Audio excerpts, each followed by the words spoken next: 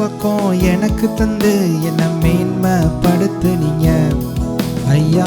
புதிய துவக்கம் எனக்கு தந்து என்ன மேன்மைப்படுத்துனீங்க. களிப்பின் சத்தமும் மகிழ்ச்சியின் சத்தமும் திரும்ப கேட்க பண்ணீங்க. துதியின் பாடலும் நாவல வச்சு என்ன மகிழ செஞ்சீங்க. உயரத்தில் ஏத்தி வச்சீங்க, என்ன ஓஹோன்னு வாழ வச்சீங்க. உயரத்தில் ஏத்தி வச்சீங்க, என்ன ஓஹோன்னு வாழ வச்சீங்க.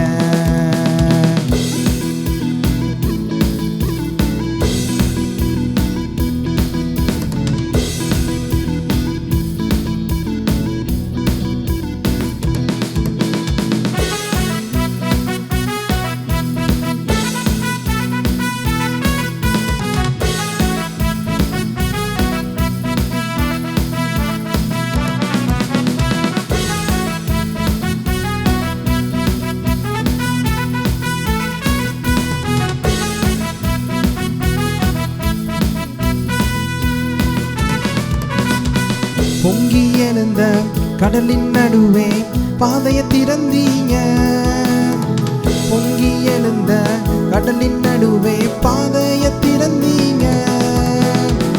என்ன துரத்தி வந்த எதிரிய அமிழ்ந்து போக பண்ணீங்க. என்ன துரத்தி வந்த எதிரிய அமிழ்ந்து போக பண்ணீங்க. உயரத்தில் ஏத்தி வச்சீங்க, என்ன ஓஹோன்னு வாழ வச்சீங்க. உயரத்தில் ஏத்தி வச்சீங்க, என்ன ஓஹோன்னு வாழ வச்சீங்க.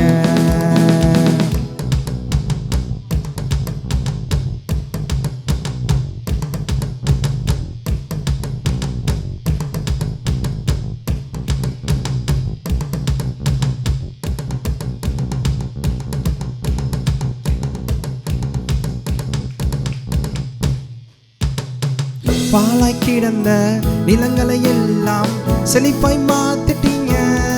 நீங்க பாலாய் கிடந்த இடங்களை எல்லாம் ஏதேனும் மாத்திட்டீங்க. இடிஞ்சு கிடந்த இடங்களை கட்டி திரும்ப வாழ வச்சீங்க. உடைஞ்சி போன இடங்களை கட்டி திரும்ப வாழ வச்சீங்க. உயரத்தில் ஏத்தி வச்சீங்க, என்ன ஓஹோன்னு வாழ வச்சீங்க. உயரத்தில் ஏத்தி வச்சீங்க, ஓஹோன்னு வாழ வச்சீங்க.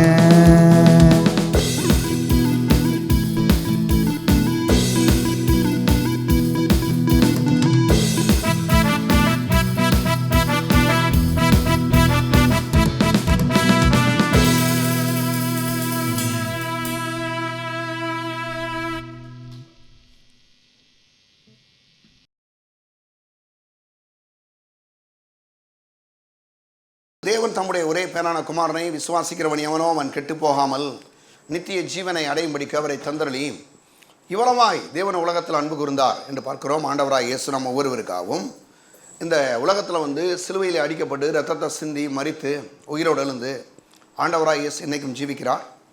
ஆண்டவராய் இயேசு கிறிஸ்துவை யாராவது ஆண்டவராக ஏற்றுக்கொள்ளவில்லையானால் ஆண்டவராய் இயேசுவை உங்களுடைய நல்வாழ்வுக்கென்று அவரை ஆண்டவராக இரட்சகராக ஏற்றுக்கொள்ளுங்கள். ஆண்டவராக இயேசுவை ஆண்டவராக ஏற்றுக்கொண்ட தேவனுடைய பிள்ளைகள் இந்த உலகத்தில் வெற்றியான ஆசீர்வாதமான ஒரு செழிப்பான வாழ்க்கையை வாழும்படி நம்மளை தேவனை அழைத்திருக்கிறார். அந்த அழைப்பு எப்படிப்பட்ட அழைப்பு என்று சொன்னால் அது தேவனுடைய அழைப்பு.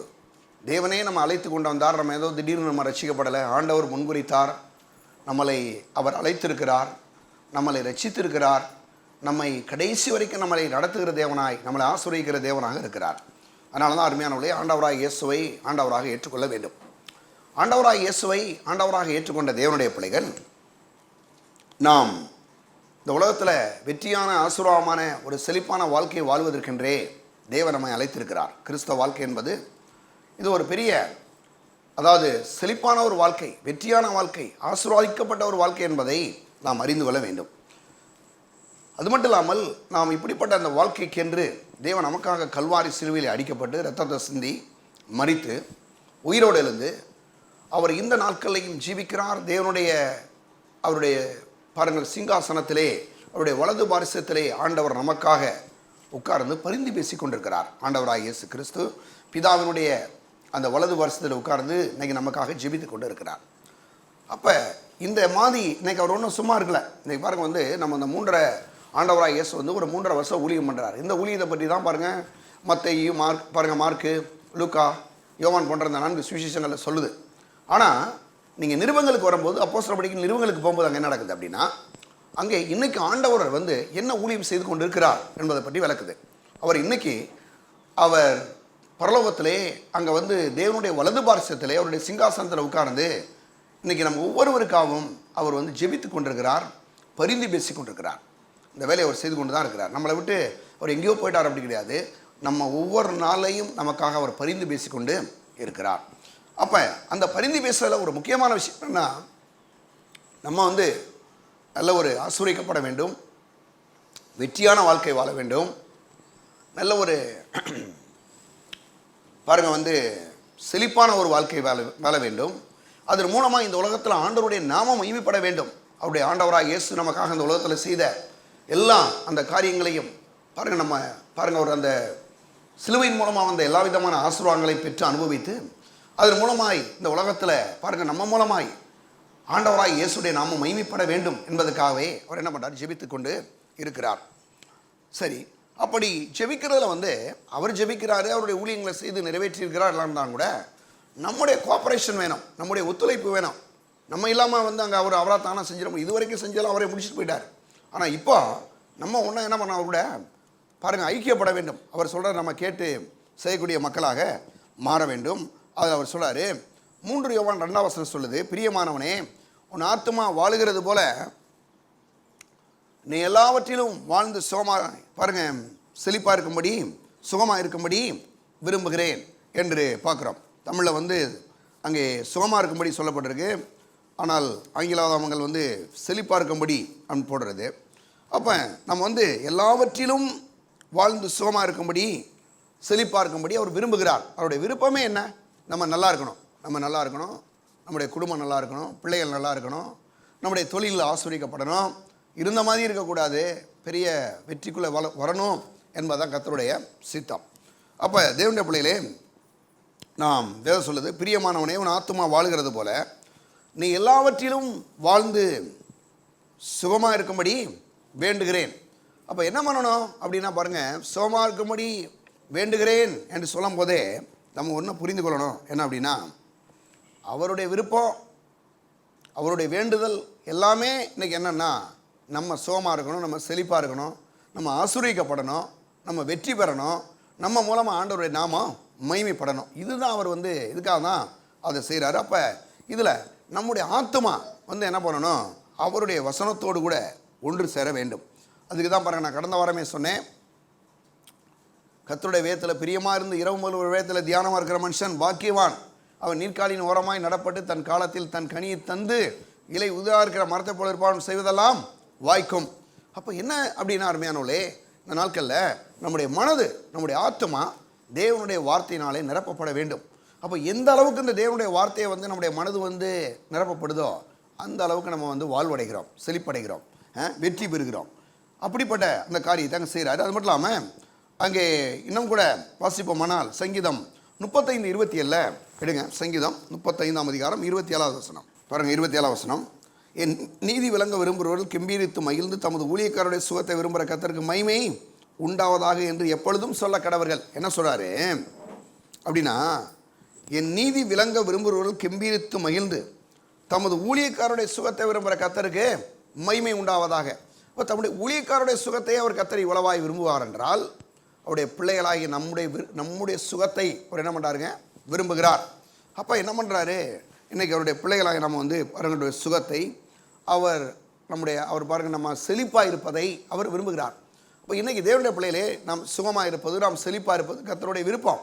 அதே போல் நாமும் என்ன பண்ணணும், விரும்பணும். அப்படிப்பட்ட செழிப்பையும் சுகத்தையும் ஆசீர்வாதத்தோடு நான் வாழ வேண்டும் என்பதை நாம் என்ன பண்ணுங்க, விரும்ப வேண்டும். அது மட்டும் இல்லாமல் தேவனுடைய சித்தங்களை அறிந்து கொள்வது என்பது ரொம்ப முக்கியமான விஷயம். நிறைய நேரங்களில் பாருங்கள், இந்த கல்யாணம் முடிக்கிறப்ப தான் பாருங்கள் நிறைய பேர் சொல்லுவாங்க, பாருங்கள் இது கடவுளுடைய சித்தமா அப்படின்லாம் சொல்லுவாங்க. ஆனால் எல்லா விஷயங்களையுமே கடவுளுடைய சித்தம் அவசியம். எல்லா விஷயத்துலையும் கர்த்தருடைய சித்தம் ரொம்ப முக்கியம். பாருங்க, அங்கே சொல்லப்பட்டிருக்கு தேவனுடைய சித்தங்களை நம்ம வந்து அறிந்து கொள்வது முக்கியமான ஒரு விஷயமா இருக்குது. அது மட்டும் இல்லாமல் தேவனுடைய அந்த விருப்பத்தை அறியாதவர்கள் தான் வந்து என்ன பண்ணுறாங்க, செழிப்பை கண்டு பயப்படுகிறார்கள்.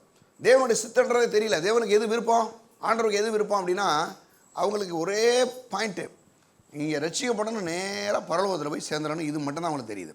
ஆனால் தேவனுடைய சித்தம், தேவனுடைய விருப்பம் என்ன சொல்லுது அப்படின்னா, பிரியமானவனே உன் ஆத்மா வாழுகிறது போல நீ எல்லாவற்றிலும் வாழ்ந்து சுகமாக இருக்கும்படி நான் விரும்புகிறேன். அப்போ அதுதான் விருப்பம், அவர் தான் விருப்பம்னா அதுதான் கடவுளுடைய சித்தம்.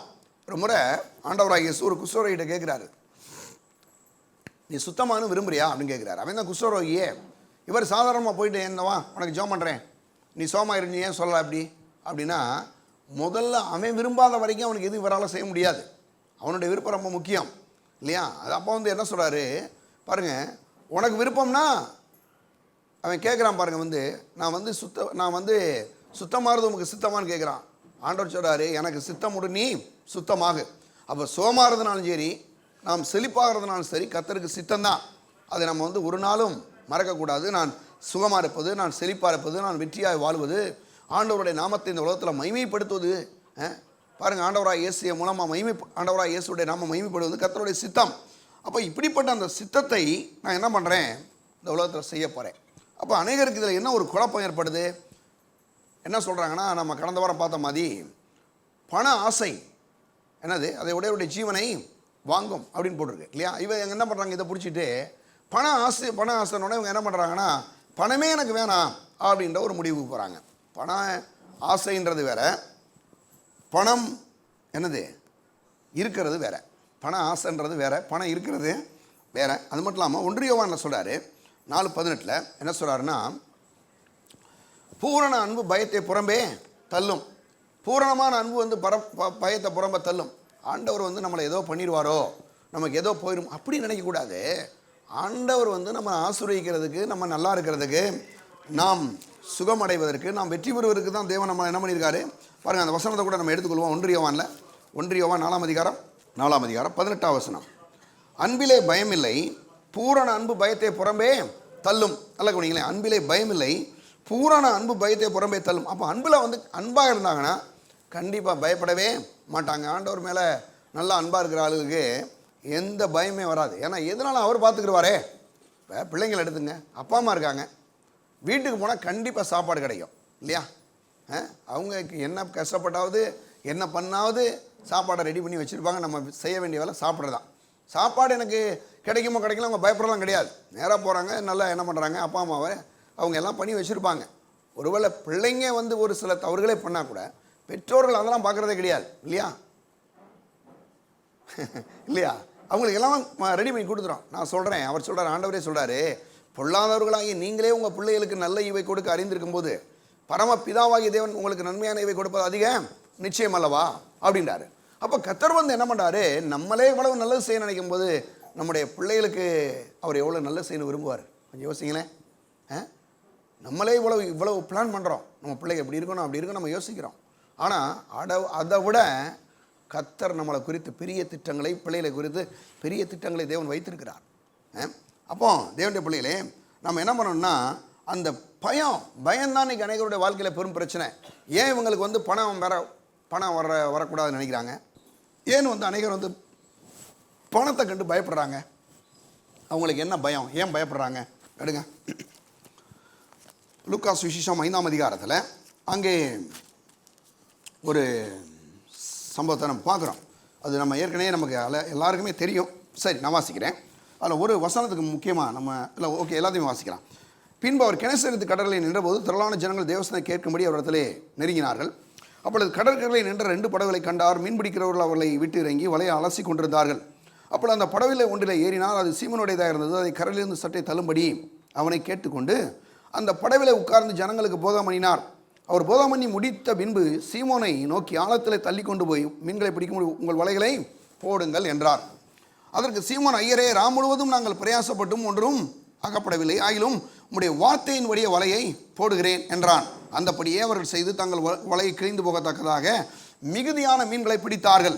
அப்பொழுது மற்ற படவிலிருந்து வந்த கூட்டாளிகள் தங்களுக்கு உதவி செய்யும்படி செய்கை காட்டினார்கள். அவர் வந்து 2 படகுகளும் அமிழத்தக்கதாக நிரப்பினார்கள். சீமோன் பேதுரு அதை கண்டு இயேசுவின் பாதத்தில் விழுந்து, ஆண்டவரே, நான் பாவியான மனுஷன், நீர் என்னை விட்டு போக வேண்டும் என்றான். நல்ல குனிங்களேன். இப்போ திரளான மீன்களை பிடிச்சிட்டான்ல, திரளான மீன்களை பிடிச்சாச்சா இல்லையா? திரளான மீன் பிடிச்சதுனால என்ன வந்திருக்கணும்? உண்மையிலேயே சந்தோஷப்பட்டிருக்கணும்ல, சந்தோஷப்பட்டிருக்கணும். இன்னும் நான் சொல்கிறேன், ஐயோ ஆண்டவரே இவ்வளோ பெரிய காரியத்தை செஞ்சிட்டீங்களே அப்படின்னு ஒரு ஸ்தோத்திரங்கத்திரமெல்லாம் கூட பண்ணியிருந்துருக்கணும். அங்கே என்ன நடக்குது தெரியுமா? அப்பொழுது பாருங்கள், இப்போ 7ஆம் வசனத்தை பாருங்களேன். அப்பொழுது அங்கே என்ன நடந்தது தெரியுமா? அந்தப்படி 6ஆம் வசனம், அந்தப்படி அவர்கள் செய்து தாங்கள் வலை கிழிந்து போகத்தக்கதாக மீன்களை பிடித்தார்கள். இப்போ தங்கள் வலை கிழிந்து போகத்தக்கதாக மீன்களை கர்த்தர் வந்து கொடுக்குறாருன்னா, நம்முடைய ஆண்டவர் தாராளமானவர், ஏராளமானவர். அவன் வந்து எனக்கு இவ்வளோ வேணும் அப்படிலாம் கேட்கல. அவன் என்ன கேட்டானா, ஆண்டவரே ஒன்றுமே இல்லை, நான் இரவு முழுதும் பிரயாசப்பட்டு ஒன்றும் கிடைக்கல, ஒன்றும் கிடைக்காத ஆள்கிட்ட சொல்கிறாரு, இவன் வலைகளை போட்டுன்றாரு. இவனும் வலைகளைன்னு போட்டிருக்கு இல்லையா, ஆங்கிலத்தில் நெட்ஸுன்னே போட்டிருக்கு. ஆனால் இவன் என்ன பண்ணுறான், ஒரே ஒரு வலையை எடுத்து கொண்டு போய் போடுறான். அவனுடைய விசுவாசம் அவ்வளோதான் கூட வச்சுக்கோம். போட்டான் அந்த ஒரு வலையிலேயே என்னது 2 படகு அமிழத்தக்கதாக மீன்கள் கிடைக்கிறது, வலை கிழிந்து போகத்தக்கதாக மீன்கள் கிடைக்கிறது. கிடைச்ச உடனே அவன் என்ன பண்ணியிருக்கணும்? அந்த பாருங்க, அடுத்த வசனம் பாருங்க, 7ஆம் வசனம். அப்பொழுது மற்ற படகிலிருந்து வந்த கூட்டாளிகள் தங்களுக்கு உதவி செய்யும்படி சை காட்டினார்கள். அவர்கள் வந்து 2 படகு அமிழத்தக்கதாக நிரப்பினார்கள். சீமோன் பேதுரு அதை கண்டு இயேசுவின் பாதத்தில் விழுந்து, ஆண்டவரே, நான் பாவியான மனுஷன், நீர் என்னை விட்டு போக வேண்டும் என்றான். என்ன அது அப்படின்னா, நான் பாவியான மனுஷன், என்னை விட்டு போகணும்னு சொல்லலாமே. இவ்வளோ அடுத்த வசனமே சொல்லுது, அவர்கள் திரளான மீன்களை பிடித்தது நிமித்தமும் அவனுக்கும் அவனோடு கூட இருந்த யாவருக்கும் பிரமிப்பு உண்டானபடின்னு அப்படி சொன்னான். ஐயோ, வாழ்நாளில் இவ்வளவு மீன் பிடிக்கலையே, இவ்வளவு கிடச்சி போச்சே, இது என்ன ஆகுமோ, நமக்கு இவ்வளோ பணம் தேவையா, ஒருவேளை இவ்வளோ மீன் தேவையா, அனந்தமாக எதிர்பார்க்கலையே. சில நேரங்களில் எதிர்பார்க்காத சில ஆசீர்வாதம் போது ஒரு ஒரு ஒரு பயம், ஒரு பிரமிப்பு ஏற்படுது. பார்த்தீங்களா? ஐயோ என்ன ஆயிருமோ. சில ஆள்லாம் பாருங்க சொல்கிறது, நல்லா இருக்கேன்னு யார்ட்டையும் சொல்லிடாத, சொன்னேன்னா அப்புறம் எவனா கண்ணு வச்சிருவான், அப்புறம் ஏதாவது ஆயிரும் உனக்கு, அப்படி சொல்கிறாங்கல்ல. அந்த மாதிரி என்னென்னா, இவனுக்கு வந்து ஒரு பிரமிப்பு, அந்த பிரமிப்புனால அவனுக்கு ஏற்பட்ட விஷயம் என்னென்னா, அங்கே பாருங்களேன், சீமோன் பேது அங்கே அடுத்த வசனத்தில், சீமோனுக்கு கூட்டாளிகள் செபோதியின் குமாரராய் யாக்கோப்பும் யோவானும் அந்தப்படியே பிரமித்தார்கள். அப்பொழுது இயேசு சீமனை நோக்கி, பயப்படாதே, என்னது பயப்படாதே, இது முதல் நீ மனுஷரை பிடிக்கிறவனா இருப்பாய் என்றார். என்ன சொல்கிறாரு? ஏன் உனக்கு பயம்? பிரமிப்பு வந்து உன்னை என்ன பண்ணியிருக்கணும், நீ இவ்வளோ மீன் கொடுத்துருக்காரு ஆண்டவரே, அவர் மேலே இன்னும் நன்றியாக இருந்திருக்கணும். இன்னும் அவருக்கு ஒரு ஸ்தோத்திரம் பண்ணி, ஆண்டவரே இவ்வளோ செஞ்சுருக்கீங்களே, உமக்கு ஸ்தோத்திரம், உமக்கு நன்றி அப்படின்ற விட்டுட்டு பிரமிப்பாகி என்ன ஆகுது? இப்போ பயம் வருது, ஒரு பயம். இன்றைக்கி அநேகர் நிறைய பணம் வருது கையில், அது வருதுன்னா ஒரு பயம் வருது. என்ன ஆகுமோ, இந்த பணம் வந்து நம்மளை எதுவும் பண்ணி விட்டுருமோ, என்னமோ செஞ்சிருமோ. இது ஒரு நல்ல பயம் நீங்கள் நினைக்கிறீங்களா? நல்ல பயம் இல்லைங்க, இது ஒரு ஒரு ஒரு கெட்ட பயம். ஏன்னா இவ்வளோ வரம்பு கர்த்தர் சொல்கிறாரு, பயப்படாதே. அப்பொழுது இயேசு சீமனை நோக்கி, பயப்படாதே, இது முதல் நீ மனுஷரை பிடிக்கிறவனா இருப்பா. எப்பா, உனக்கு ஏன் இவ்வளோ மீன் கொடுத்தேன் தெரியுமா? நீ இந்த பணத்தை பிடிச்சிட்டே போயிடாத. பணம் பணம் பணம் பணம் ஒரு சில குரூப் இருக்கான் பார்த்தீங்களா, இவனுக்கு என்ன பொழப்புனா பணம் தான். பணத்தை சம்பாதிக்கிறதுக்கு என்னென்ன வழி, என்னென்ன ஐடியா, எல்லாம் அநியாயம் அக்கிரமம் எல்லாத்தையும் பண்ண வேண்டியதான் இல்லையா? அந்த மயாள்கள் தான் பயப்படணுங்க. இவன் கர்த்தருடைய அற்புதத்தை பெற்றுக்கொண்ட மனுஷன். ஆனால் நான் நினைக்கிறேன், இவன் வாழ்க்கையில் ஒரு வலையில் 2 படகு அமலத்தக்கதாக மீன்கள் இவன் பிடிச்சதே கிடையாது. அதனால தான் அவனுக்கு என்ன ஆச்சுன்னா, இவ்வளோ மீன் வந்துருச்சே அப்படின்னு பிரமிப்பு மட்டும் இல்லாமல் அவனுக்குள்ள ஒரு பயமும் வந்துருச்சு. இன்னைக்கு இந்த பணம் வேணான்னு சொல்கிற ஆளுகளாக இருக்காங்களே, இந்த மாதிரி தான் பயப்படுறாங்க. ஐயோ, பணத்தை கடவுள் கொடுத்துட்டாருன்னா என்ன ஆயிருமோ, ஏதாயிருமோ. கர்த்தர் உடனே சொல்கிறாரு, இது வந்து நான் ஒன்றும் பயப்படாத.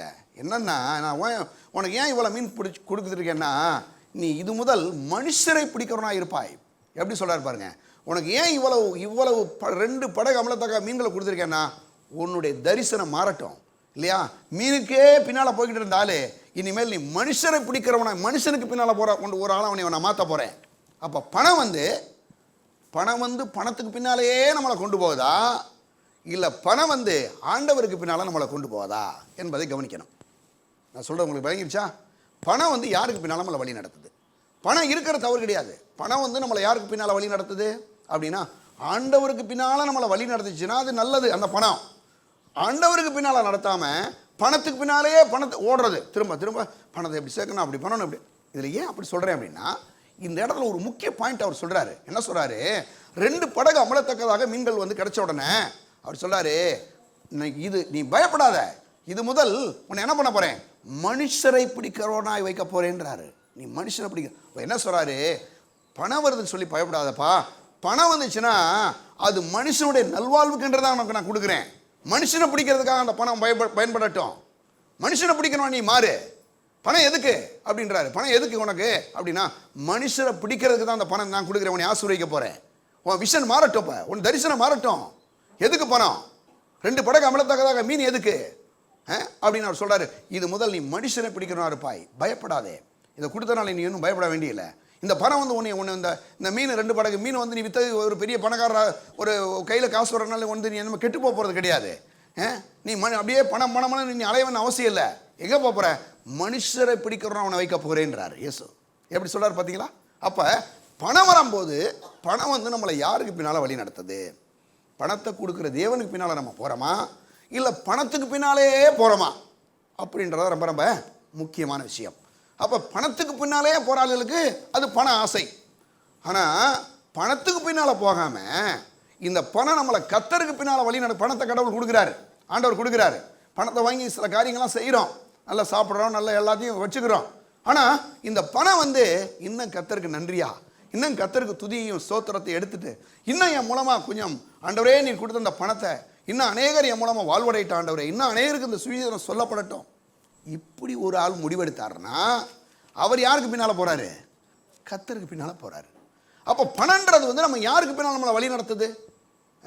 ரொம்ப முக்கியம். பாருங்கள், ஆண்டவராக இயேசு இந்த இவன் பயந்ததுக்கு சொல்கிறாரு, நான் உன்னை மனுஷனை பிடிக்கிற ஆக்க போகிறேன்றாரு. கர்த்தர் அதே மாதிரி அவனுக்கு செஞ்சார் பாருங்க, இல்லையா? எடுங்க ஒரு இடத்துக்கு போகலாம். அப்போஸ்தலர் நடவடிக்கைகள் எடுங்க. அப்போஸ்தலர் நடவடிக்கைகள் 4ஆம் அதிகாரத்துக்கு வாங்க. அப்போஸ்தலர் 4ஆம் அதிகாரம்.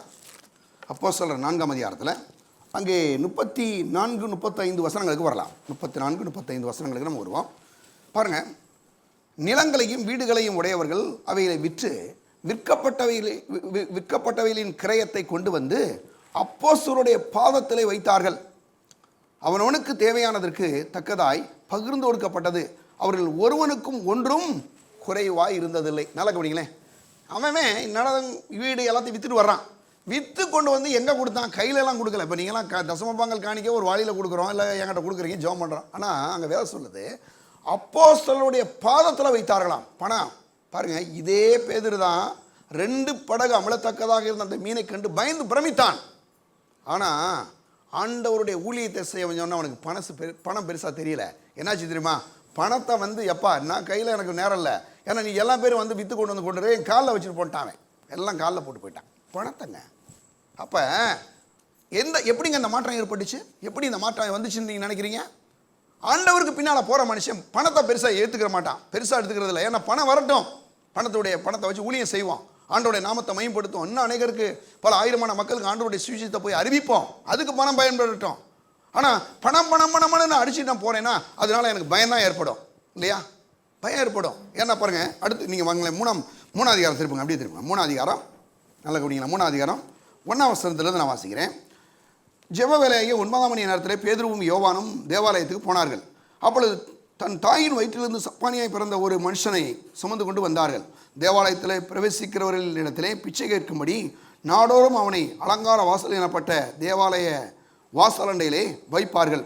தேவாலயத்தில் பிரவேசிக்க போகிற பேதுருவையும் யோவானையும் அவன் கண்டு பிச்சை கேட்டான். பேதுருவும் யோவானும் அவனை உற்று பார்த்து எங்களை நோக்கிப்பார் என்றார்கள்.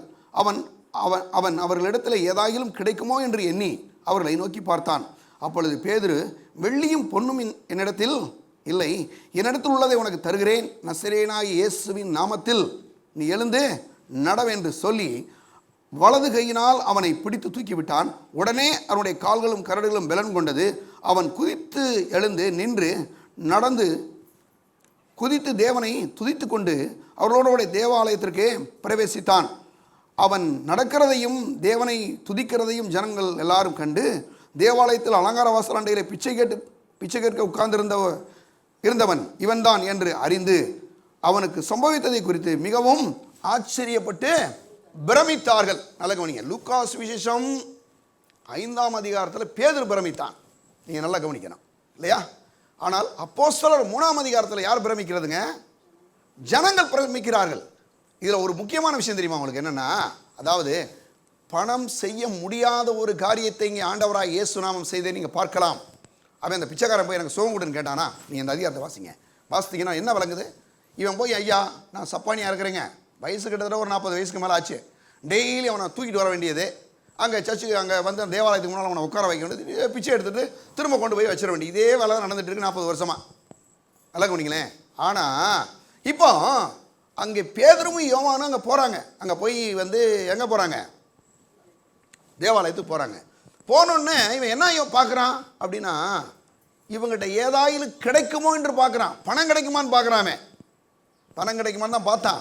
ஆனால் அவங்க சொன்னாங்க, என்ன சொன்னாங்கன்னா, பொண்ணும் என் இடத்துல இல்லை, வெள்ளியும் என்கிட்ட இல்லை, என்னிடத்தில் உள்ளதை உனக்கு தருகிறேன். ஏன்னா பொண்ணை விட வெள்ளியை விட ரொம்ப பெருசாக ஒன்று இருக்குது. அது எதுன்னா ஆண்டவராகிய இயேசு கிறிஸ்துவுடைய நாமம்.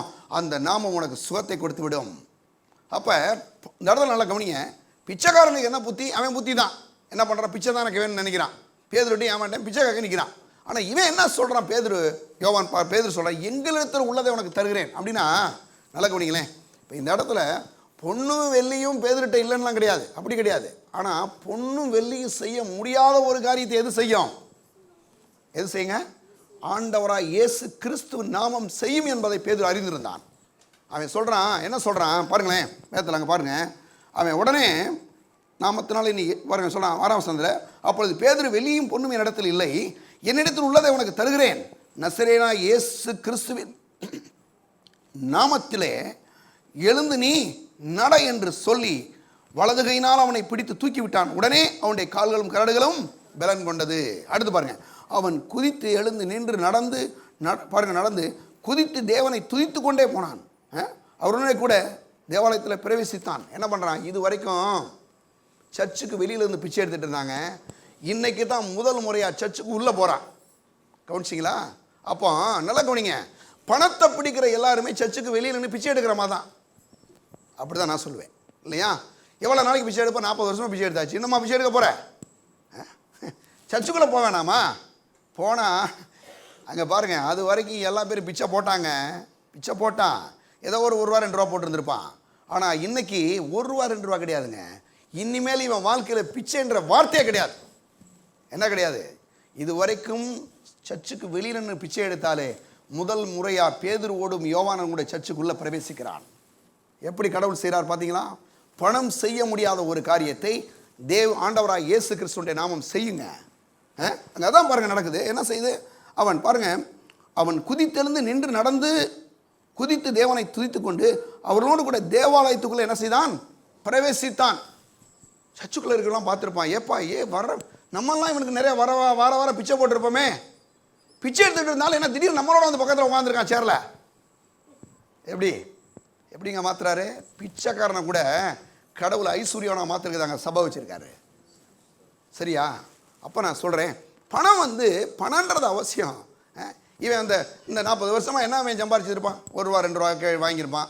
வாங்கிட்டு ஏதோ இவன் தூக்கிட்டு வந்து கொடுத்தேன் வைக்கிறான் பாருங்க, அவனுக்கு கொஞ்சம் கொடுத்துருப்பான், இவன் கொஞ்சம் சாப்பிட்ருப்பான், அவ்வளோதான். ஆனால் இனிமேல் இவன் வாழ்க்கையில் பிச்சைன்ற பேச்சே கிடையாது. அது மட்டும் இல்லை, இந்த சம்பவம் ஏன் நடந்துச்சுன்றதை நான் சொல்கிறேன். இதை பிச்சைக்காரன் அந்த ஆளும் கேட்கல, பேதுருவும் போய் அந்த இடத்துல இவனுக்கு செய்கின்ற பெரிய விருப்பத்தோடலாம் போல. இந்த இடத்துல என்ன விஷயம்னா, இவன் கேட்குறான், ஏதாயிலும் கிடைக்குமான்னு கேட்குறான். உடனே ஆண்டவரே முன் இந்த பிச்சைக்காரனை பிச்சை எடுக்க விட இனிமேல் என்ன பண்ணணும்? இனிமேல் இவனை ஒரு ஆளாக என்ன பண்ண ஐஸ்வர்யா நான் மாத்திரன்னு சொல்லி இவரே ஒரு பிளான் பண்ணி என்ன பண்ணுறாரு தெரியுமா? அவனை பேதுருட்ட சொல்கிறாரு. பேதுரு சொல்கிறான், என்னிடத்தில் உள்ளதை உனக்கு தருகிறேன். ஏன்னா பொன்னும் வெள்ளியும் செய்ய முடியாத ஒரு காரியத்தை நசரேனா இயேசு கிறிஸ்துடைய நாமம் செய்யும். ஆண்டவராக இயேசு கிறிஸ்துடைய நாமம் செய்யும். அங்கே அற்புத சுகம் நடந்ததுங்க. அது வரைக்கும் சர்ச்சுக்கு வெளியில் பிச்சை எடுத்துக்கொண்டு இருந்தான். இன்றைக்கி சர்ச்சுக்குள்ளே முதல் முறையாக உள்ள பிரவேசிக்கிறான். தேவனை ஆராதிக்கிறான், தேவனை துதிக்கிறான், தேவனை பாடுறான், குதிக்கிறான், ஒரே டான்ஸ் நடக்குது. எப்படி அப்படின்னு கேட்குறீங்களா? அதுதாங்க ஆண்டவராக இயேசு கிறிஸ்து நாமம். இன்றைக்கி நான் சொல்கிறேன், நம்ம கூட இருக்கிற ஆளுங்க நான் சொல்கிறேன், ஒருவேளை நீங்கள் சில இடங்களில் இந்த உலகத்து மனுஷனுங்களாம் அந்த புத்தியெல்லாம் இல்லை பாருங்கள். அவன் பாருங்கள் வேலைக்காரனாக இருக்கான், அவன் வேலைக்காரனாக இருந்து போடுப்போ நினைக்கிறான். நான் சொல்கிறேன், இங்கே நல்ல ஓனர்ஸு கம்பெனியில் நடத்துறீங்களா? நான் சொல்கிறேன், உங்கள்ட்ட வேலை செய்கிற ஆளுகளை நீங்கள் நல்லா இருக்க நினைக்கிங்க, அவங்களையும் இந்த மாதிரி ஆண்டவர்கிட்ட கொண்டு சேருங்க. பிச்சைக்காரனை வச்சுக்கிற வேணாம், வேலைக்காரனை வச்சுக்கிறாங்க. அவன் கண்டிப்பாக ஆண்டவர்கிட்ட கொண்டு வரும்போது இன்னும் உங்களுக்கு நல்லா உண்மையாக இருப்பான். இந்த மாதிரி சுயநலங்கள்லாம் மக்கள்கிட்ட நின்று போகுங்க. நம்ம ஓனர் நல்லா இருக்கட்டும், நல்லா தெரிஞ்சுங்களேன். ஆண்டவர் மட்டும் ஒரு வாழ்க்கையில் இல்லைன்னு வச்சுக்கோங்களேன், அந்த ஓனரை கெட்டுப்போன்னு நினைக்கிறாலாம் இருக்கிறான். அவன் வந்து இவ்வளோ தான் சம்பளம் கொடுக்குறாரு, இது போதுமா நமக்கு, இவ்வளவு அள்ளி கட்டிக்கிறார் அப்படின்னு யோசிப்பான். இது அனுபவ ரீதியாக எனக்கு தெரியும். நான் வந்து ஒரு பெரும் அமெரிக்கன் கம்பெனியில் வேலை செஞ்சேன். அங்கே பாருங்கள், அமெரிக்க ஓனர், அந்த கம்பெனியோட ஓனர் வந்து அமெரிக்காக்காரன். அமெரிக்காவில் தான் அவனுடைய ஓனர் இருக்கான்.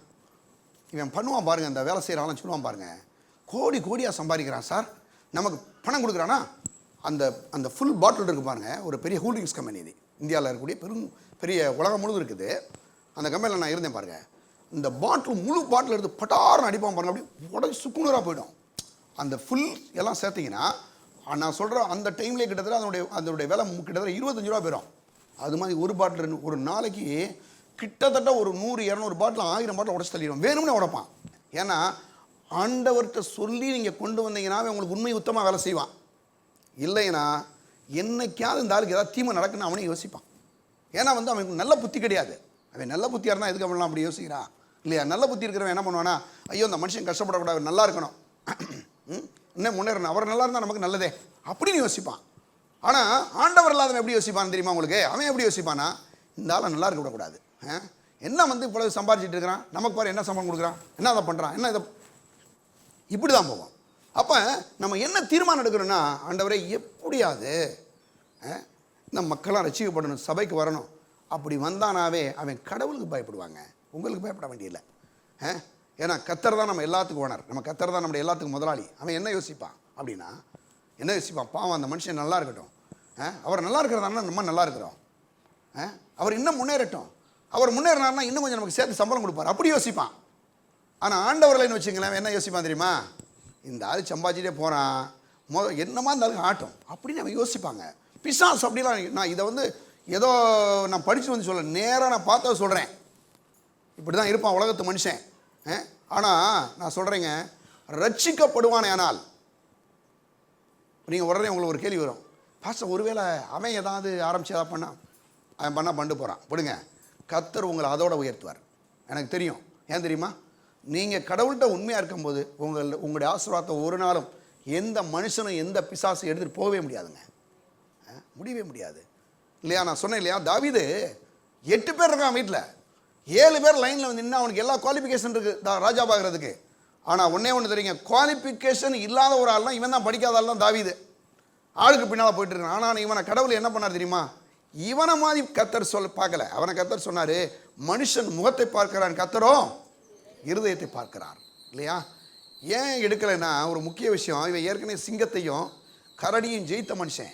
அந்த மற்ற 7 பேர் இருக்கான அவனுமே சவுல் கூட சேர்ந்து நடுங்கி நிறுத்திட்டு உட்காந்துட்டு இருக்கிறான். இவனை கொண்டு போய் கோலியை தடிக்கணும் அடிச்சிருப்பானா, முடியாதுங்க. ஆனால் காட்டுக்குள்ளே இருந்து ஆடுகளை மேய்த்து கொண்டிருந்த தாவீது ஒரு சிங்கத்தையும் ஒரு கரடியையும் கம்ப வச்சு அடித்து உர வரட்ட கொண்டு விட்டான்.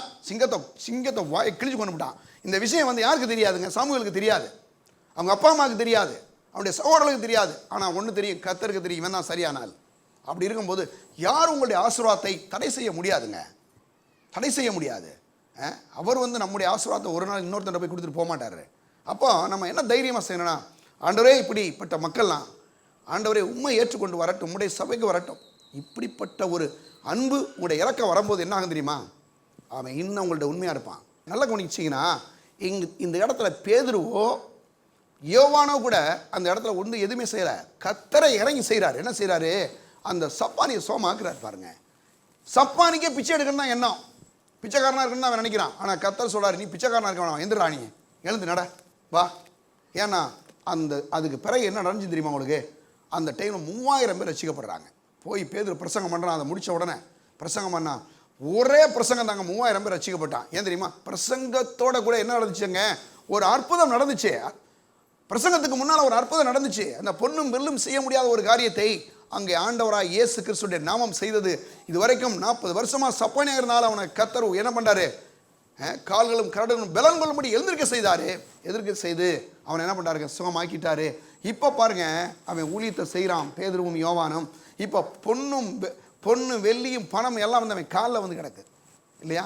ஒரு நாள் 2 படகு மீனுக்கு பயந்துக்கிட்டு உட்காந்துருந்தான் இந்த பேதுரு. பயப்படுறான், பிரமிப்பு வருது. ஆனால் இப்போ பணம் எல்லாம் எங்க கிடக்குது, காலில் கிடக்குதுங்க. நீ கிடந்துட்டு போ, எனக்கு மக்கள்லாம் முக்கியம்னு போயிட்டே இருக்கான். எப்படி பாருங்க, பணத்தை ஒரு பெருசாக அவன் எடுக்கலை. ஏன் தெரியுமா, இவன் கர்த்தருக்கு பின்னால் போகிற மனுஷன் பேதுரு. கர்த்தரை நேசிக்கக்கூடிய ஒரு மனுஷன். அவன் என்ன பண்ணுறான்னா, பணத்தை விட என் ஆண்டவர் பெரியவர், அவர் எனக்காக சிலுவையில் மரித்த தெய்வன், அவருடைய ரத்தத்தை சிந்தினவர், அவர் வந்து இன்னைக்கு இந்த மாதிரி சுகத்தை கொடுக்குறாங்க, அவர் கொடுத்துருக்கிறாரு, அவருடைய இந்த ஊழியங்கள் வரட்டும், இந்த சபை வளரட்டும். ஒரே நாளில் 3000 பேர், அடுத்த பிரசங்கம் பண்ணுறான் 5000 பேர், 8000 பேர் ரசிக்கப்பட்டான்.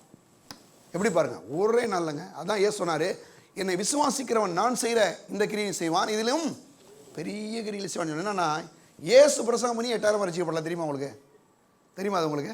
ஏன்னா ஆண்டவராக இயேசு அப்போ போய் சிலுவையில் மறிக்கலை, அவர் ரத்தத்தை சிந்தலை. இயேசு என்ன பண்ணுறாரு, போகிறாரு. சில இடங்களை பாருங்க, இவர் சொன்னார்னா அவர் கள்ள கொண்டு அடிக்க வர்றான் இயேசுவே. இயேசு சொன்னார், நான் போகிறேன், நான் விட்டுட்டு இருந்துச்சுனால போகிறேன், அவன் இருக்கான் பாருங்க, அவன் பார்த்துக்குவான்னார். என்ன பண்ணார் தெரியுமா உங்களுக்கு? இயேசு போய் பிரசங்கம் பண்ணுறார். பண்ணால் 8000 பேர் பாருங்க. முதல் ஒரு 3000 பேர், அடுத்து ஒரு 5000 பேர், 8000 பேர் உடனே நல்லா மனம் திரும்பிட்டான். அப்போ பாசம் ஒரு 20000 பேர், 5000 புருஷர்கள் வந்தானே அப்படின்னு கேட்குறீங்க இல்லையா? 5000 புருஷர்களுக்கு பிரசங்கம் பண்ணார், 5000 அங்கே 20000 பேர் வந்திருந்தாங்க. ஆனால் எல்லாரும் நீங்கள் ரசிக்கப்பட்டாங்கன்னு சொல்ல முடியாதுங்க. தெரியுமா அது உங்களுக்கு? ஏன்னா அன்னைக்கு இயேசு சிலுவையில் அடிக்கப்பட்டதை, ரத்தத்தை சிந்தலை, மறிக்கலை. அன்னைக்கு உங்களுடைய பாவங்கள் அங்கே மன்னிக்கப்படுறதுக்கான வாய்ப்புகள் கம்மி. ஆனால் எப்போ இது நடக்குது? இயேசு மரித்து உயிரோடு இருந்த பிறகு, இயேசு ரத்தம் சிந்தின பிறகு, அவர் உயிரோடு இருந்த பிறகு இப்போ என்ன பண்ணுறான்? எல்லாரும் மறுபடியும் பிறக்கிறான், பிறக்கிறான். தேவ வசனத்தை கொண்டு சாட்டம் கேட்டுக்கொண்டிருந்தவர்களுக்கு தான் பாருங்க, அவர் என்ன பண்ணுறாரு? 5 10 2 மீனையும் வச்சு 5000 பேரை போசிக்கிறார். ஆனால் இந்த இடத்துல பேதுரு செய்கிற விஷயம் இருக்கு. இந்த 3000 பேர் 8000 பேர் வச்சு, இவன் யார் தெரியுமா உங்களுக்கு? 5000 பேர் வச்சு போகிறான். யார்? மறுபடியும் பிறந்தவன் போகிறான். ஆண்டவராக இயேசு அவருடைய ரத்தத்தின் மூலமாக என்னுடைய பாவத்தை மன்னித்து விட்டார், இவர்தான் ஆண்டவர், இவர்தான் ரட்சகர் என்று ஏற்றுக்கொள்கிறான். அப்படிப்பட்ட ஒரு காரியத்தை பேதுரு மூலமாக கர்த்தர் செய்தார். காரணம் என்ன? இவன் இது வரைக்கும் 2 படகு நிறையா இருந்த அந்த மீனக்கண்டே பயந்த ஒரு ஆள் இப்போ காலில் பணத்தை போடுறாத பற்றி கொஞ்சம் கூட பயமே இல்லையே. ஏன்னா அந்த பணம் என்னை ஒன்றும் செஞ்சிடாதுங்க. ஏன்னா நான் பண ஆசை உடைய ஆள் கிடையாது. நான் தேவன் இயேசுவை ஆசையுடைய ஒரு மனுஷனாக இருக்கிறேன். அவர் மேலே ஆசை இருக்குது, அவருடைய நாமம் மேம்பட்டு அவருடைய ராஜ்யம் வளரட்டும் அப்படி யோசிக்கிறான். அப்போ தேவனுடைய பிள்ளைகளே, ஏன் இன்னைக்கு அநேகருக்கு பணத்தை கண்டு பயப்படுறாங்க அப்படின்னா, பணம் நம்மளை ஏதோ செஞ்சிருமோ, பணம் ஏதாவது பண்ணிடும். பணம் ஒன்றுமே செய்யாது. என்ன செய்ய போகுது? ஒன்றுமே செய்ய போகிறதில்ல. அவன் சொல்கிறான், பொன்னும் வெள்ளியும் செய்ய முடியாத காரியத்தை நசரான இயேசு கிறிஸ்துவின் நாமம் செய்கின்றான். பாருங்க என்ன சொல்கிறான், அவனுடைய கைகளும் கால்களும் என்னது, கையை பிடிச்சி தூங்கி விடுறான், அவனுடைய வலதையை பிடிச்சி தூக்கி விடுறான். பாருங்க, அது வரைக்கும் சப்பானியாக இருந்தாலே இப்போ என்ன ஆகிட்டான்? குதித்து எழுந்து முதல் முறையாக சர்ச்சுக்குள்ளே உள்ளே போகிறான், நடந்து போகிறான். அவன் சொந்த காலில் நடந்து போகிறான். எப்படி பார்த்தீங்களா? கர்த்தர் எவ்வளோ மாற்றிட்டார் பார்த்தீங்களா? அப்போ பண ஆசை இருக்கே, அது தன்னை உடையவருடைய ஜீவனை வாங்கிடும். ஆனால் பணம் எல்லாவற்றுக்கும் உதவும். ஆனால் பணத்தை விட நான் சொல்கிறேன், பணத்தை கொடுக்குற தேவன் இருக்காரே, அவர் ரொம்ப பெரியவருங்க. நீங்கள் பணத்தை கொடுக்குற தேவனை சார்ந்து கொள்வீங்கன்னா பணம் எந்த ரீதியில் வேணாலும் வரும். நீங்கள் இவன் செய்வான் சப்போர்ட்டு, அவன் செய்வான், இவன் செய்வான், எவனும் செய்வான். நான் கர்த்தர் பார்த்துக்குவார் எல்லாத்தையும். உங்கள் தொழிலை நடத்தணும், உங்களுடைய வியாபாரம் நடத்தணும், உங்களுடைய வருமானங்கள் பெருகணுமா, நான் சொல்கிறேன் இவரை சார்ந்துக்கங்க.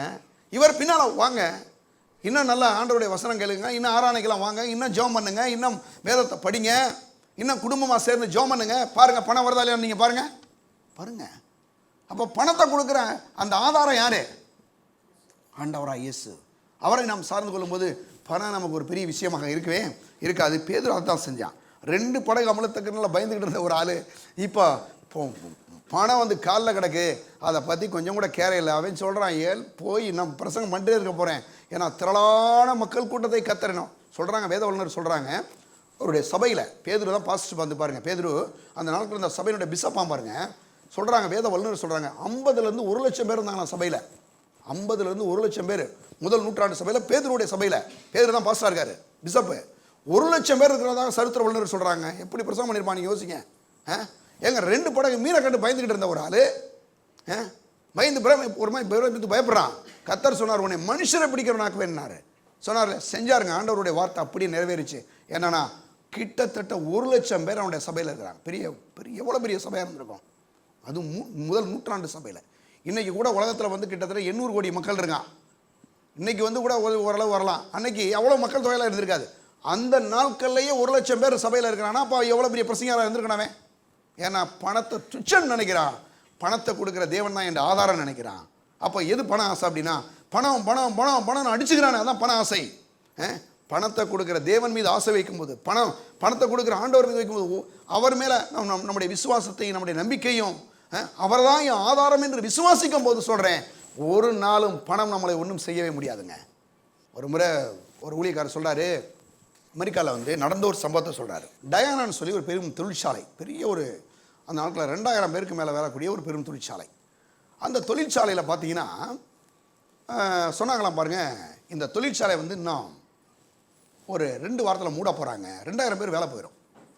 இவர் ஒரு பாருங்கள், ஒரு மிஷனரி இவர் சொன்னாராம், அங்கே சில ரட்சிக்கப்பட்டவர்கள் 40-50 பேர் அந்த இடத்துல இருந்துருக்கிறாங்க. அவங்களுடைய குடும்பங்களை போய் இவர் இந்த ப்ரேயர் மீட்டிங்லாம் அங்கங்கே எடுப்பாராம். அப்போ எடுக்கும்போது அவங்க சொன்னாங்களாம், ஐயா இந்த மாதிரிங்க இன்னும் ஒரு 2 வாரத்தில் எங்கள் வீட்டுக்காரங்களுக்கெல்லாம் வேலையெல்லாம் போகுது, அவங்களாம் வேலை இல்லை, எல்லாம் கம்பெனி அடைக்க போகிறாங்க அப்படின்னு சொல்லி ரொம்ப வேதனையோடு இருந்தாங்களாம். உடனே அவங்க எல்லாருமே ரட்சிக்கப்பட்டவங்க எல்லோரும் குடும்பம் சபைக்கு போகிறாங்க. அந்த மாதிரி ஆட்கள் இவர் நேரம் என்ன பண்ணாராம் பாருங்கள், அந்த தொழிற்சாலைக்கே போனாராம். போனோடனே அவர் சொன்னாராம், யாராக ரட்சிக்கப்படுறீங்க கேட்டாராம். கிட்டத்தட்ட ஒரு 40-50 பேர் அதில் ரட்சிக்கப்படுங்கிறாங்க அந்த சபை, அந்த கம்பெனியில். உடனே எல்லா பேரையும் கூப்பிட்டாராம். கூப்பிட்டு உங்கள் ஃபேக்ட்ரிக்கு பக்கத்துலேயே ஒரு ப்ரேயர் நடத்த போகிறோம். நீங்கள் என்ன பண்ணுறீங்க, அந்த சாப்பாட்டையை முடிச்சுட்டு சீக்கிரம் சாப்பிட்டு வந்துடுங்க. நம்ம என்ன பண்ணலாம், ஒரு ப்ரேயர் நடத்துவோம்.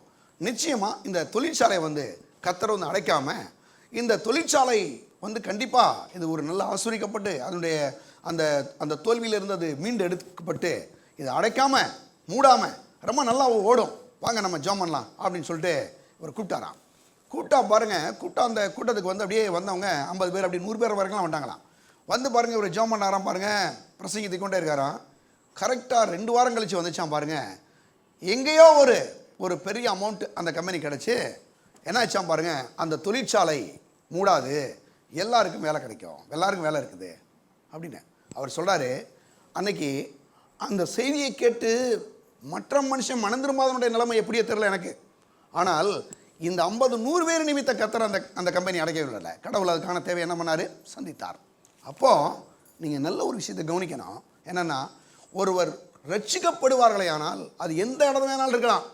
ஒரு இடத்துல பாருங்கள், நீங்கள் எங்கே போனாலும் இருந்த, நீங்கள் கம்பெனியாக இருக்கலாம், கடையாக இருக்கலாம், ஒருவேளை உங்கள் கூட தொழில் செய்கிறவங்களா இருக்கலாம், இருந்தால் நீங்கள் ரட்சிக்கப்பட்ட மக்கள் உங்கள் கூட இருந்தாவே அது எப்படி இருக்குது தெரியுமா, உங்களுக்கு சப்போர்ட் பண்ணுறதுக்கு ஆள் இருக்குது. அதான் வேதம் சொல்லுது, ஒருவன் 1000 பேரை துரத்துவான், 2 பேர் 10,000 பேரை துரத்துவான். இப்போ உங்கள் கம்பெனியில் ஒரு பாருங்கள், உங்களுடைய கடையில் பாருங்கள், ரட்சிக்கப்பட்டாலாம் இருந்தால் என்ன தெரியுமா செய்வான், உண்மையிலே செய்வான்.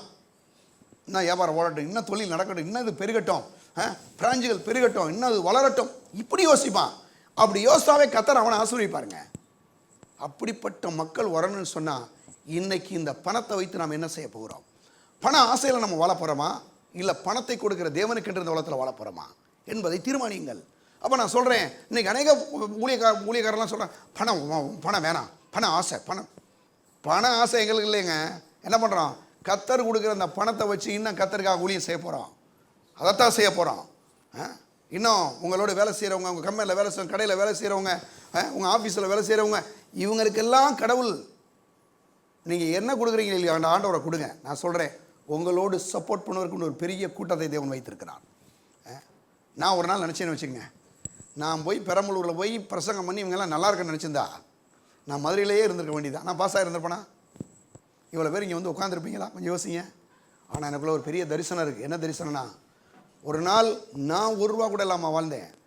இப்படி இந்த ஊரில் போகும்போது கர்த்தர் நிச்சயமாக இந்த மக்களை ஐஸ்வர்யவங்களாக அவருடைய நாமத்துக்கு என்று மாற்றுவார் என்று நான் விசுவாசித்தேன்.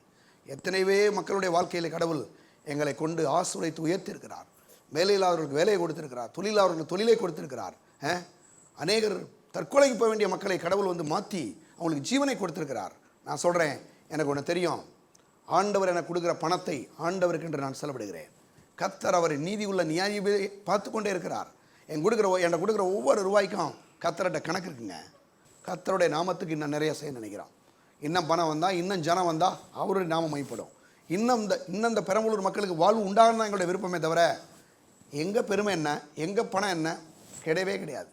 அவருடைய நாமம் மைப்படும். இன்னும் மக்கள் ஆசை இன்னும் வளரட்டும் இந்த நோக்கத்தோடு இருக்கிறப்ப பண ஆசை என்னது, தன்னை உடையவருடைய ஜீவனை வாங்கும். ஆனால் பணம் எல்லாவற்றுக்கும் உதவும். பணத்தை கொடுக்கிற தேவன் நம்முடைய ஆதாரம். பணம் நம்முடைய ஆதாரம் கிடையக்கூடாதுங்க. பணத்தை கொடுக்கிற தேவன் நம்முடைய ஆதாரமாக இருக்கிறார். எல்லாரும் சொல்லுங்க, பணத்தை கொடுக்கிற தேவன் என்னுடைய ஆதாரம். அவ்வளோதாங்க, அவர் தான் ஆதாரம். இன்னைக்கு ஒரு தீர்மானம் எடுங்க. பணத்தை கொடுக்கிற தேவனுக்கு என்று நாம் என்ன செய்கிறோம்? அதான் நம்முடைய சப்ஜெக்ட். பணத்தை கொடுக்கிற தேவனுக்கு, பணத்தை கண்டு நம்ம பயப்படுறோமா, இல்லை பணத்தை கொடுக்கிற தேவனுக்கென்று இன்னும் அதிகமாக ஊழியங்கள் செய்து அவருடைய நாமத்தை மகிமைப்படுத்துகிறோமா? அவர் தான் நம்முடைய ஆதாரம். அவர் தான் என் ஆதாரம். நான் என்ன காமிக்க போகிறேன்னா, என் மூலமாக இன்னும் எவ்வளோ பேர் வாழ்வடைஞ்சிருக்கான், என் மூலமாக எவ்வளோ பேர் ஆசீர்வதிக்கப்பட்டிருக்கான், எவ்வளோ பேர் ரட்சிக்கப்பட்டு சபைக்கு என் மூலமாக வந்திருக்கான். அப்போ தாங்க நீங்கள் ஆதாரமாக்குறீங்க. நீங்கள் வீடு வாங்குறீங்க, நல்ல காடு வாங்குறீங்க, கார் வாங்குறீங்க, எல்லாம் வாங்க, உங்களை கர்த்தர் இன்னும் ஆசீர்வதிப்பார். ஆனால் இதை விட உங்கள் மூலமாக என்ன பண்ண போகிறான், நிறைய மக்கள் வந்து ரட்சிக்கப்பட்டு வரா பாருங்க. அன்னைக்கு தான் கர்த்தர் உங்களுக்கு கொடுத்த அந்த பணத்துக்கு ஒரு என்னது, ஒரு ஆதாரத்தை நீங்கள் காமிக்கிறீங்க. அந்த ஆதாரம் அன்னைக்கு தான் விளங்கும். என்னன்னா, நான் கொடுத்த பணத்தை வச்சு பாரு எவ்வளோ பேரை ரட்சிப்புகளை வழி நடத்துகிறான், கடவுள் கொண்டு வந்திருக்கிறாரு. அந்த காரியத்தை செய்யுங்கள். பணம் இந்த நாட்களில் பணம் நம்முடைய ஆதாரமாக இல்லை, பணத்தை கொடுக்கிற தேவன் நம்முடைய ஆதாரமாக இருக்கிறார். அதனால் பணத்தை குறித்து பயப்பட வேண்டிய அவசியம் கிடையாது. பண ஆசை தன்னை உடையவுடைய உயிரை வாங்கும், ஆனால் பணம் எல்லாவற்றுக்கும் உதவும். பணத்தை கொடுக்கிற தேவனே நம்முடைய ஆதாரமாக இருக்கிறார். சரியா? எல்லாரும் எழுந்து நிற்போம், ஜெபம் பண்ணுவோம். பரலோக பிதாவே, உம்மை ஸ்தோத்திரிக்கிறோம், உமக்கு நன்றி செலுத்துகிறோம். ஆண்டவராய் இயேசுவின் கல்வாரி ரத்தத்தை நம்முடைய பிள்ளைகள் மேலே நாங்கள் தெளிக்கிறோம். ஆண்டவரே, ஒவ்வொருவரையும் ஆசீர்வதிங்க. ஆண்டவரே, ஒவ்வொருடைய தொழில்களையும் அவருடைய வியாபாரங்களியும் அவங்க வேலை செய்கிற இடங்களில் பெரிய மாற்றங்கள், பெருக்கங்கள் உண்டாகட்டும். நான் சொல்கிறேன், வேலை செய்யக்கூடிய மக்களுடைய வாழ்க்கையில் ஆண்டவரே, நல்ல கான்ட்ராக்ட்ஸ் எடுக்கிறவங்க, மற்ற அஃபிஷியலாக ஒர்க் பண்ணுறவங்க எல்லாருடைய வாழ்க்கையிலையும் பெரிய உயர்வுகள், வியாபாரங்களில் தொழில்களில் பெரிய பெருக்கங்கள் உண்டாகட்டும். ஆண்டவரே, இயேசு கிறிஸ்துவின் நாமம் மகிமைப்படட்டும். எங்களை பார்க்கக்கூடிய மக்கள் ஆண்டவராக இயேசுவை எங்கள் மூலமாய் பார்க்கட்டும். எங்கள் சபையின் மூலமாய் வருகிற ஒவ்வொரு தேவனுடைய பிள்ளை மூலமாயும் இன்னும் திரளான மக்களை உங்களுடைய சபைக்கு கொண்டு வரும், அவர்கள் ரட்சிப்புகளை நடத்தும். நீர் கொடுத்த ஒவ்வொரு ரூபாய்க்கும் ஒவ்வொரு பைசாவுக்கும் ஆண்டவரே உங்களுடைய நாமத்தை நாங்கள் மகிமைப்படுத்தும்படி ஆவியானவரே எங்களுக்கு உதவி செய்யும். அப்பா, மக்கள் எல்லாரையும் நீர் ஆசீர்வதியும், பெருகட்டும். நாங்கள் வேலை செய்கிற மக்கள் ஆசீர்வதியும், அந்த தொழில் இன்னும் ஆசீர்வதிக்கப்பட்டு பெருகட்டும். ஆண்டவரே, செய்ததற்காக நன்றி செலுத்துகிறோம். இயேசுவின் நாமத்தில் ஜெபிக்கிறோம் பிதாவே, ஆமென். நம்முடைய கர்த்தராகிய இயேசு கிறிஸ்துவின் கிருபையும் பிதாவாகிய தேவனுடைய அன்பும் பரிசுத்த ஆவியானவருடைய ஐக்கியமும் இப்பொழுதும் எப்பொழுதும் நம்மோடு கூட இருப்பதாக. ஆமென். இயேசு ராஜாவுக்கே ஜெய், இயேசு ராஜாவுக்கே ஜெய், இயேசு ராஜாவுக்கே ஜெய். கர்த்தர் உங்களை ஆசீர்வதிப்பார். ஸ்தோத்திரம்.